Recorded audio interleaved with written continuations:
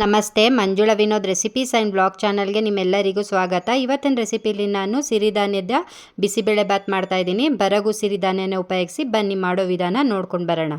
ಸಿರಿಧಾನ್ಯದ ಬಿಸಿಬೇಳೆ ಬಾತ್ ಮಾಡೋದಕ್ಕೆ ನಾನು ತರಕಾರಿ, ಕ್ಯಾರೆಟು, ಬೀನಿಸು ಮತ್ತು ಆಲೂಗೆಡ್ಡೆ ತೊಗೊಂಡಿದ್ದೀನಿ. ಈಗ ಸ್ಟವ್ ಮೇಲೆ ಕುಕ್ಕರ್ ಇಟ್ಟು ಅದಕ್ಕೆ ಒಂದು 50 ಗ್ರಾಮ್ ಅಷ್ಟು ತೊಗರಿಬೇಳೆ ಹಾಕ್ಕೊಂಡಿದ್ದೀನಿ. ಹಾಗೆ ಒಂದು 50 ಗ್ರಾಮ್ ಅಷ್ಟು ಬರಗು ಸಿರಿಧಾನ್ಯ ಹಾಕ್ಕೊಂಡಿದ್ದೀನಿ. ಬೇಳೆ ಮತ್ತು ಸಿರಿಧಾನ್ಯ ಎರಡನ್ನೂ ಚೆನ್ನಾಗಿ ಒಂದು 3-4 ಸಲ ತೊಳೆದಿಟ್ಕೊಂಡಿದ್ದೀನಿ. ಅದಕ್ಕೆ ನಾನು ತೊಳೆದು ಕಟ್ ಮಾಡಿ ಇಟ್ಕೊಂಡಿರೋ ಅಂಥ ತರಕಾರಿಗಳನ್ನ ಹಾಕ್ಕೊಳ್ತಾ ಇದ್ದೀನಿ. ಹಾಗೆ 1-2 ಹುಳಿ ಟೊಮೊಟೊ ಹಾಕ್ಕೊಳ್ತಾ ಇದ್ದೀನಿ. ಹಾಗೆ 1 ಈರುಳ್ಳಿ ಹಾಕ್ಕೊಳ್ತಾ ಇದ್ದೀನಿ ಕಟ್ ಮಾಡಿರೋದು.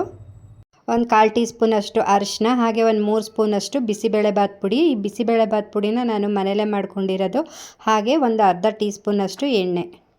ತರಕಾರಿ ಮತ್ತು ಸಿರಿಧಾನ್ಯ ಬೇಯೋಷ್ಟು ನೀರನ್ನು ಸೇರಿಸ್ಕೊಳ್ತಾ ಇದ್ದೀನಿ. ಇದನ್ನು ಅಳತೆ ಪ್ರಕಾರದಲ್ಲೇ ನೀರನ್ನು ಸೇರಿಸ್ಕೋಬೇಕು ಅಂತ ಏನಿಲ್ಲ. ಗಟ್ಟಿ ಆದರೂ ಸಹ ಆಮೇಲೆ ನಾವು ಬಿಸಿ ನೀರನ್ನು ಸೇರಿಸ್ಕೊಂಡು ಕನ್ಸಿಸ್ಟೆನ್ಸಿನ ಕರೆಕ್ಟಾಗಿ ಮಾಡ್ಕೋಬೋದು. ಹಾಗೆ 1/4 ಬೌಲಷ್ಟು ಹಸಿ ಕಡಲೆ ಬೀಜನ ಹಾಕ್ಕೊಂಡು ಕುಕ್ಕರಲ್ಲಿ 1-2 ವಿಜಿಲ್ ಕೂಗಿಸ್ಕೊಳ್ತೀನಿ. ಇವಾಗ 2 ವಿಜಿಲ್ ಕೂಗಿದೆ ನೋಡಿ. ಸಿರಿಧಾನ್ಯ ಮತ್ತು ತರಕಾರಿ ಎಲ್ಲ ಚೆನ್ನಾಗಿ ಬೆಂದಿದೆ. ಹಾಗೆ ಬಿಸಿಬೇಳೆ ಬಾತ್ ಪುಡಿ ಎಲ್ಲ ಒಟ್ಟಿಗೆ ಹಾಕಿದ್ವಲ್ಲ, ಎಲ್ಲ ಚೆನ್ನಾಗಿ ಬ್ಲೆಂಡ್ ಆಗಿದೆ. ಇದಕ್ಕೆ ಮತ್ತೆ ನಾನು ನೀರನ್ನು ಸೇರಿಸೋ ಅವಶ್ಯಕತೆ ಇಲ್ಲ, ಕನ್ಸಿಸ್ಟೆನ್ಸಿ ಕರೆಕ್ಟಾಗಿದೆ. ಈಗ ಮತ್ತೆ ಸ್ಟವ್ ಹಚ್ಚಿದ್ದೀನಿ. ಸ್ಟವ್ ಹಚ್ಚಿದ ಮೇಲೆ ಸಣ್ಣ ಉರಿಲಿ ಇದನ್ನು ಹಾಗೆ ಕೈ ಆಡಿಸ್ತಾ ಇರಬೇಕು. ಇವಾಗ ನಾವು ಇದಕ್ಕೆ ರುಚಿಗೆ ತಕ್ಕಷ್ಟು ಕಲ್ಲುಪ್ಪನ್ನ ಹಾಕ್ಕೊಳ್ತಾ ಇದ್ದೀನಿ. ಹಾಗೆ ಸ್ವಲ್ಪ ಹುಣಸೆಹಣ್ಣು ಹುಳಿನ ಹಾಕ್ಕೊಳ್ತಾ ಇದ್ದೀನಿ. ನಾವು ಬಿಸಿಬೇಳೆ ಬಾತ್ಗೆ ಎಷ್ಟೇ ಟೊಮೊಟೊ ಹಾಕಿದರೂ ಸಹ ಒಂದು ಸ್ವಲ್ಪ ಹುಣಸೆ ಹುಳಿ ಹಾಕೋದ್ರಿಂದ ಬಿಸಿಬೇಳೆ ಬಾತು ತುಂಬ ಟೇಸ್ಟಿಯಾಗಿ ಚೆನ್ನಾಗಿ ಬರುತ್ತೆ. ಹಾಗೆ 1 ಸ್ಪೂನಷ್ಟು ಬೆಲ್ಲ ಹಾಕ್ಕೊಳ್ತಾ ಇದ್ದೀನಿ. ಈ ಬೆಲ್ಲ ಹಾಕೋದ್ರಿಂದ ಅಷ್ಟೇ ರುಚಿ ತುಂಬ ಇನ್ಹ್ಯಾನ್ಸ್ ಆಗುತ್ತೆ. ಅಂದರೆ ಉಪ್ಪು, ಹುಳಿ, ಖಾರ, ಸಿಹಿ ಎಲ್ಲ ಒಂದು ಬ್ಯಾಲೆನ್ಸಲ್ಲಿ ಇರುತ್ತೆ. ಸೊ ಹಾಗಾಗಿ ಬಿಸಿಬೇಳೆ ಬಾತು ತುಂಬ ಟೇಸ್ಟಿಯಾಗಿ ಚೆನ್ನಾಗಿ ಬರುತ್ತೆ. ಹುಣಸೆ ಹುಳಿ, ಬೆಲ್ಲ ಮತ್ತು ಉಪ್ಪು ಇದನ್ನೆಲ್ಲ ಹಾಕಿದ್ಮೇಲೆ ಒಂದು ಸಲ ಚೆನ್ನಾಗಿ ಮಿಕ್ಸ್ ಮಾಡಿ ನಾವು 1 ನಿಮಿಷ ಇದನ್ನು ಚೆನ್ನಾಗಿ ಬೇಯಿಸ್ಕೊಂಡು ಇದು ಸ್ಟವ್ ಆಫ್ ಮಾಡಿ ಬೇರೆ ಕಡೆ ಎತ್ತಿಟ್ಕೊಳ್ಳೋಣ. ಇವಾಗ ಈ ಬಿಸಿಬೇಳೆ ಬಾತ್ಗೆ ಒಗ್ಗರಣೆ ಹಾಕ್ಕೊಳ್ಳೋಣ. ಒಗ್ಗರಣೆ ಹಾಕ್ಕೊಳ್ಳೋದಕ್ಕೆ ನಾನು ಸ್ಟವ್ ಹಚ್ಚಿ ಒಂದು ಚಿಕ್ಕದು ಕಡಾಯಿ ಇಟ್ಟಿದ್ದೀನಿ. ಅದಕ್ಕೆ ನಾನು ಸ್ವಲ್ಪ ತುಪ್ಪ ಹಾಕ್ಕೊಳ್ತಾ ಇದ್ದೀನಿ. ನೀವು ಬೇಕಾದ್ರೆ ಎಣ್ಣೆನೂ ಸಹ ಹಾಕೋಬೋದು, ಇಲ್ಲ ಎಣ್ಣೆ ತುಪ್ಪ ಎರಡನ್ನೂ ಸಹ ಮಿಕ್ಸ್ ಮಾಡಿ ಹಾಕೋಬೋದು. ಎಣ್ಣೆ ಬಿಸಿ ಆದಮೇಲೆ ನಾನು ಒಗ್ಗರಣೆಗೆ ಸಾಸಿವೆ ಹಾಗೆ ಗೋಡಂಬಿ ಎರಡನ್ನೂ ಹಾಕ್ಕೊಳ್ತಾ ಇದ್ದೀನಿ. ಗೋಡಂಬಿನೆಲ್ಲ ಸ್ವಲ್ಪ ಬ್ರೌನ್ ಕಲರ್ ಬರಬೇಕು, ಅಲ್ಲಿವರೆಗೂ ಚೆನ್ನಾಗಿ ಫ್ರೈ ಮಾಡ್ಕೊಳ್ಳೋಣ. ಗೋಡಂಬಿ ಎಲ್ಲ ಸ್ವಲ್ಪ ಕಲರ್ ಚೇಂಜ್ ಆದಮೇಲೆ ನಾನು ಕ್ಯಾಪ್ಸಿಕಮ್ನ ತೊಳೆದು ಕಟ್ ಮಾಡಿ ಇಟ್ಕೊಂಡಿದ್ದೆ, ಅದನ್ನು ಹಾಕಿ ಒಂದು ಸ್ವಲ್ಪ ಫ್ರೈ ಮಾಡ್ತಾ ಇದ್ದೀನಿ. ಇದನ್ನು ಫ್ರೈ ಮಾಡಿದ್ಮೇಲೆ ನಾನು ಮತ್ತೆ ಒಗ್ಗರಣೆಗೆ ಒಣಮೆಣ್ಸಿನ್ಕಾಯಿ, ಕರ್ಬೇವಿನ ಸೊಪ್ಪು ಇಷ್ಟನ್ನು ಹಾಕಿ ಚೆನ್ನಾಗಿ ಫ್ರೈ ಮಾಡ್ಕೊಳ್ತೀನಿ. ಈ ಕ್ಯಾಪ್ಸಿಕಮ್ ಎಲ್ಲ ಚೆನ್ನಾಗಿ ಎಣ್ಣೆಲೇ ಫ್ರೈ ಆಗಬೇಕು, ಅಲ್ಲಿವರೆಗೂ ಅಂದರೆ 1 ನಿಮಿಷ ಫ್ರೈ ಮಾಡಿಕೊಂಡ್ರೆ ಸಾಕು.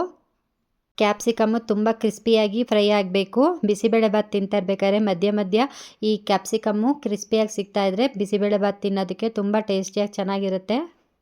ಹಾಗೆ ಬಿಸಿಬೇಳೆ ಬಾತ್ಗೆ ಒಗ್ಗರಣೆನ ಸೇರಿಸ್ಕೊಳ್ತಾ ಇದ್ದೀನಿ. ಮತ್ತು ಸಣ್ಣ ಉರಿಲಿ ಇವೆಲ್ಲ ಪ್ರೊಸೀಜರ್ನ ನಾನು ಮಾಡ್ಕೊಳ್ತಾ ಇರೋದು. ಈಗ ಒಗ್ಗರಣೆನ ಹಾಕೊಂಡ್ಮೇಲೆ ನಾವು ಒಂದು ಸಲ ಮತ್ತೆ ಇದನ್ನೆಲ್ಲ ಚೆನ್ನಾಗಿ ಮಿಕ್ಸ್ ಮಾಡಿ ನಾವು ಸ್ಟವ್ ಆಫ್ ಮಾಡಿದ್ರೆ ಸಿರಿಧಾನ್ಯದ ಬಿಸಿಬೇಳೆ ಬಾತು ರೆಡಿ ಆಗುತ್ತೆ. ಈ ಸಿರಿಧಾನ್ಯನ ನೀವು ಬೇರೆ ಯಾವುದೇ ಸಿರಿಧಾನ್ಯನ ಹಾಕಿನೂ ಸಹ ಮಾಡ್ಕೋಬೋದು. ಬರಗು ಮಾತ್ರ ಅಲ್ಲ, ನಾನು ಹಾಕಿ ಮಾಡಿರೋದು ಬರಗು ಸಿರಿಧಾನ್ಯ. ನೀವು ಆರ್ಕ, ನವಣೆ, ಸಾಮೆ ಇವೆಲ್ಲದರಲ್ಲೂ ಸಹ ಮಾಡ್ಕೋಬೋದು.